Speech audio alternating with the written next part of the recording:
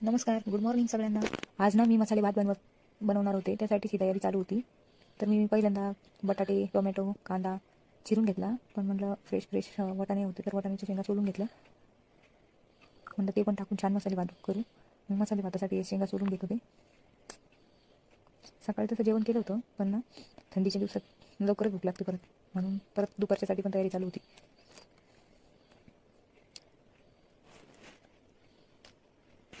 हिवाळ्याच्या दिवसात पण हे कामं खूप असतात. भाजी निसायची, शेंगा सोलायची, भाजीपाला निवडण्यातच हिवाळा निघून जातो असंच म्हणायला हरकत नाही.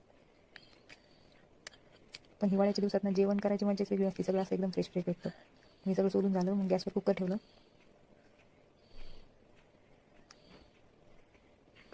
गॅस चालू केला.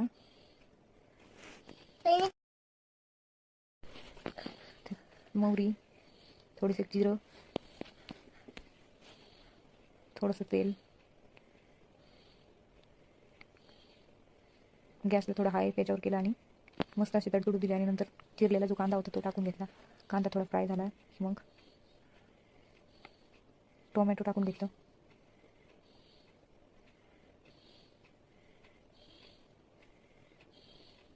पण कांदा छान फ्राय झाल्यानंतरच टोमॅटो टाकलं.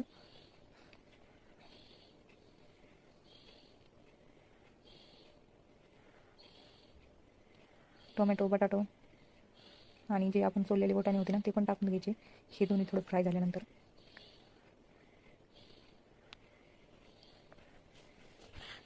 हे वाटाणे पण पूर्ण असे छान असे फ्राय करून घ्यायचे, मिक्स करून घ्यायचे. आणि मी ना थोडं लसूण आणि मिरची काढली होती, कारण ना मी याच्यात नंतर मसाला यूज करणार आहे, म्हणून ना थोडं थोडं टाकलं होतं चवीसाठी फक्त. मी टाकला लाल मिरची पावडर, थोडंसं गरम मसाला, थोडी हळद, थोडा अंबारी मसाला आणि सगळं मिक्स करून घेतलं. मीठ पण टाकलं. मीठ नंतर टाकलं तरी पण चालतं. मी जे धुतलेले तांदूळ आणि डाळ होती ती पण टाकून घेतली याच्यात. मग आपण आपल्या आवडीनुसार किंवा चवीनुसार मीठ टाकून घेऊ. नंतर मीठ टाकल्यानंतर पाणी टाकू. पाणी टाकून घेतलं. जेवढं मस्त शिजेल असं एवढं पाणी टाकायचं. नंतर कुकरला झाकण लावून घेतलं. आणि हे थोड्या वेळानंतर बघा आपला मसाले भात मस्त असा शिजून तयार आहे. तर या मग खायला. Bye bye. घ्या विरा करून बाय बाय. नंतर थोड्या